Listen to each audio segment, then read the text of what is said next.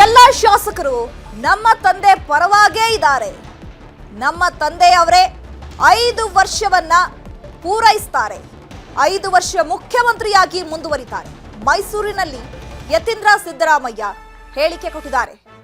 CM ಬದಲಿಸೋ ಸ್ಥಿತಿ ರಾಜ್ಯದಲ್ಲಿ ಇನ್ನೂ ಕೂಡ ನಿರ್ಮಾಣ ಆಗಿಲ್ಲ.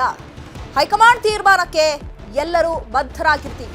ಮೈಸೂರಿನಲ್ಲಿ ಹೀಗಂತ ಯತೀಂದ್ರ ಸಿದ್ದರಾಮಯ್ಯ ಹೇಳಿಕೆ ಕೊಟ್ಟಿದ್ದಾರೆ.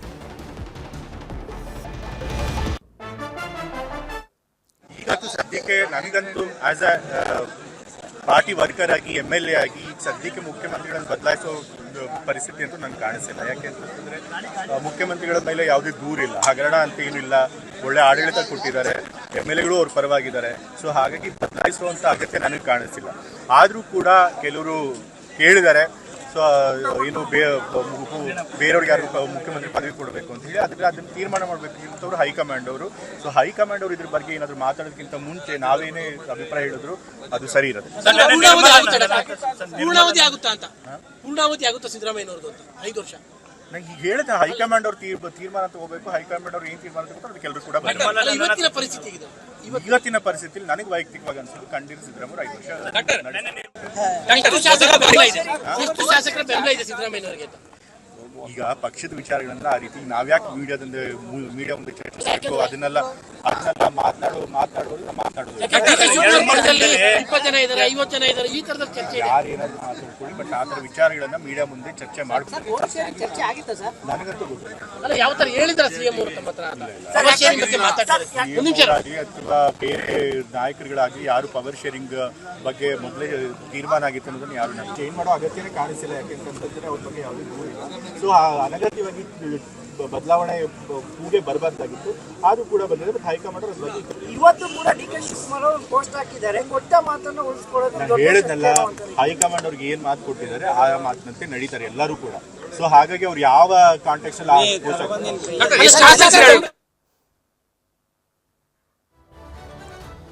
ಈ ಬಗ್ಗೆ ಮತ್ತಷ್ಟು ಮಾಹಿತಿಯನ್ನು ಕೊಡ್ತಾರೆ ನಮ್ಮ ಪೊಲಿಟಿಕಲ್ ಬ್ಯೂರೋ ಮುಖ್ಯಸ್ಥರಾಗಿರುವಂತಹ ಚಿದಾನಂದ ಪಟೇಲ್ ನೇರ ಸಂಪರ್ಕದಲ್ಲಿ ಜಾಯ್ನ್ ಆಗಿದ್ದಾರೆ. ಚಿದಾನಂದ ಪಟೇಲ್, ರಾಜ್ಯ ಕಾಂಗ್ರೆಸ್ನಲ್ಲಿ ಈಗ ಕುರ್ಚಿ ಫೈಟ್ ತಾರಕಕ್ಕೇರ್ತಾ ಇದೆ. ಹಾಗಾಗಿ ನವೆಂಬರ್ 29ನೇ ತಾರೀಕು AICC ಅಧ್ಯಕ್ಷ ಮಲ್ಲಿಕಾರ್ಜುನ ಖರ್ಗೆ ಅವರು ಡೆಡ್ ಲೈನ್ ಕೊಟ್ಟಂತೆ ಕಾಣಿಸ್ತಾ ಇದೆ. ಹಾಗಾಗಿ ದೆಹಲಿಗೆ ಸಿಎಂ ಹಾಗೆ DCM ಹೋಗೋದಕ್ಕೆ ಈಗಾಗಲೇ ಹೈಕಮಾಂಡ್ ನಿಂದ ಬುಲಾವ್ ಸಿಕ್ಕಿದೆಯಾ? ಜೊತೆಗೆ ನವೆಂಬರ್ 29ನೇ ತಾರೀಕೆ ಕ್ಲೈಮ್ಯಾಕ್ಸ್ ಸಿಗುವಂತಹ ಸಾಧ್ಯತೆಗಳಿದೆಯಾ? ಸೊ ಅಪ್ಡೇಟ್ಸ್ ಏನು ಸಿಗ್ತಾ ಇದೆ? ಚೈತ್ರ ರಾಜ್, ಇನ್ನೇನು ಕೆಲವೇ ಗಂಟೆಗಳಲ್ಲಿ AICC ಅಧ್ಯಕ್ಷ ಮಲ್ಲಿಕಾರ್ಜುನ್ ಖರ್ಗೆ ಅವರ ನಿವಾಸದಲ್ಲಿ ಪ್ರಮುಖವಾಗಿ ಕರ್ನಾಟಕ ರಾಜಕೀಯ ಬಿಕ್ಕಟ್ಟು ಮತ್ತು ಕುರ್ಚಿ ಕಟ್ಟು ಸಂಬಂಧಪಟ್ಟಕ್ಕೆ ಸಭೆ ನಡೀತಿರ್ತಕ್ಕಂಥದ್ದು.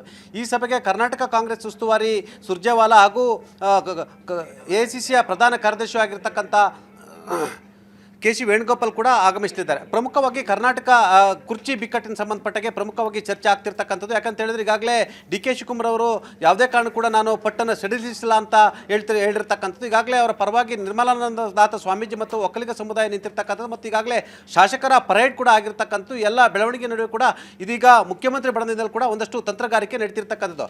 ಒಟ್ಟಾರೆ ಈಗಾಗಲೇ ಡಿಸೆಂಬರ್ 8ರಿಂದ ಬೆಳಗಾವಿಯಲ್ಲಿ ಚಳಿಗಾಲದ ಅಧಿವೇಶನ ಇರತಕ್ಕಂಥದ್ದು.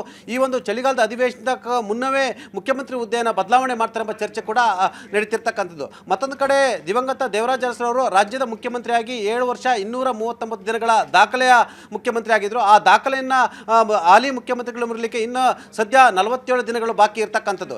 ಈ ಎಲ್ಲದರ ನಡುವೆ ಕೂಡ ಮಲ್ಲಿಕಾರ್ಜುನ್ ಖರ್ಗೆ ಅವರು ಮುಖ್ಯಮಂತ್ರಿ ಮತ್ತು ಉಪಮುಖ್ಯಮಂತ್ರಿ ಸೇರಿದಂತೆ ಪ್ರಮುಖ ನಾಯಕರ ಜೊತೆ ನಾವು ಕರೆಸಿ ಮಾತನಾಡ್ತೀವಿ ಅಂತ ಹೇಳಿರ್ತಕ್ಕಂಥದ್ದು. ಇದಕ್ಕೆ ಪ್ರತಿಯಾಗಿ ಮುಖ್ಯಮಂತ್ರಿ ಕೂಡ ಹೈಕಮಾಂಡ್ ಕರೆದ್ರೆ ಹೋಗ್ತೀನಿ ಅಂತ ಹೇಳಿರುವಂಥದ್ದು ಮತ್ತು DK ಶಿವಕುಮಾರ್ ಕೂಡ ಹೈಕಮಾಂಡ್ ಕರೆದ್ರೆ ನಾನು CM ಒಟ್ಟಿಗೆ ಹೋಗ್ತೀನಿ ಎಂಬ ಮಾತನ್ನು ಕೂಡ ಹೇಳಿರ್ತಕ್ಕಂಥದ್ದು. ಅಲ್ಲದೆ ಈಗಾಗಲೇ ಉಪಮುಖ್ಯಮಂತ್ರಿ ಪರವಾಗಿರ್ತಕ್ಕಂಥ ಅನೇಕ ಶಾಸಕರುಗಳು ಸತಾಯಗತಾಯ DK ಶಿವಕುಮಾರ್ ಅವರು ಮುಖ್ಯಮಂತ್ರಿ ಆಗಲೇಬೇಕಂತ ಹೇಳಿರ್ತಕ್ಕಂಥದ್ದು. ಮತ್ತೊಂದು ಕಡೆ ಪಟ್ಟು ಸಡಿಲಿಸಲಿಕ್ಕೆ ನಾನು ತಯಾರಿಲ್ಲ ಎಂಬ ಮಾತನ್ನು ಹೇಳಿರುವಂಥದ್ದು. ಕೊಟ್ಟ ಮಾತನ್ನು ಉಳಿಸ್ಕೊಳ್ಳಿ, world power is world power ಅನ್ನೋ ಮುಖಾಂತರ ಮಾರ್ಮಿಕವಾಗಿ ಇವತ್ತು ಬೆಳಿಗ್ಗೆ ಅಷ್ಟೇ ಮತ್ತೆ DK ಶಿವಕುಮಾರ್ ಅವರು ಈಗ ಎಕ್ಸ್ ಖಾತೆಯಲ್ಲಿ ಪ್ರಕಟಣೆ ಮಾಡ್ಕೊಂಡಿರ್ತಕ್ಕಂಥದ್ದು. ಮತ್ತೊಂದು ಕಡೆ ಮುಖ್ಯಮಂತ್ರಿ ಪುತ್ರ ಯತೀಂದ್ರ ಸಿದ್ದರಾಮಯ್ಯನವರು ಯಾರೋ ಒಬ್ಬರು ಕೇಳಿದ್ರು ಮುಖ್ಯಮಂತ್ರಿ ಹುದ್ದೆ ಅಂತ ಹೇಳಿದ್ರೆ ಅದು ಬಿಟ್ಕೊಡೋಕ್ಕೆ ಆಗುವಂಥದ್ದಲ್ಲ ಮತ್ತು ಯಾವುದೇ ಒಪ್ಪಂದದ ಬಗ್ಗೆ ಕೂಡ ಕೇಂದ್ರದ ನಾಯಕರಾಗಲಿ ಮತ್ತು ಮುಖ್ಯಮಂತ್ರಿ ಆಗಲಿ ನಮಗೆ ಯಾರೂ ಕೂಡ ತಿಳಿಸಿಲ್ಲ ಅನ್ನೋ ಮುಖಾಂತರ ತಿರುಗೇಟನ್ನು ಕೊಟ್ಟಿರ್ತಕ್ಕಂಥ. ಒಟ್ಟಾರೆ ಇವತ್ತು ರಾಹುಲ್ ಗಾಂಧಿ ಜೊತೆ ಮಲ್ಲಿಕಾರ್ಜುನ್ ಖರ್ಗೆ ನಡೆಸ್ತಕ್ಕಂಥ ಸಭೆ ಮಹತ್ವದ ಸಭೆ ಅಂತಲೇ ಹೇಳಲಾಗ್ತಿದೆ. ಯಾಕಂತ ಹೇಳಿದ್ರೆ ಈ ಸಭೆಯಲ್ಲಿ ಚಿದಾನಂದ ಪಟೇಲ್ ಹಾಗೆ ಸಂಪರ್ಕದಲ್ಲಿರಿ, ಮತ್ತೆ ನಿಮ್ಮನ್ನ